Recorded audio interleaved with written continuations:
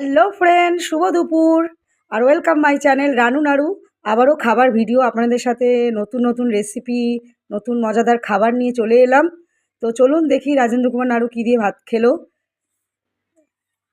রাজেন্দ্র কুমার নাড়ুকে একবার দেখে নিন। আর এই যে ওই যে আমার হিংসুটে ছেলে, এই যে আলুর দম আর ডিমের কারি, আর আছে পেঁয়াজ। এই যে গোল গোল করে ছোট ছোট আলুর দম বানিয়েছি ধনেপাতা দিয়ে, দারুণ। এই রেসিপিটা আপনাদের সাথে শেয়ার করব, এডিটিং করা হয়নি, তার জন্যে ছাড়তে পারলাম না। যখন করব দেখবেন অবশ্যই ভালো লাগবে খেতে।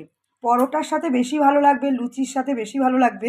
তো আমি দুপুরবেলায় আমরা একটু বেশি করে করেছি, দুপুরেও খাবো আর রাতে পরোটার সাথে খাবো।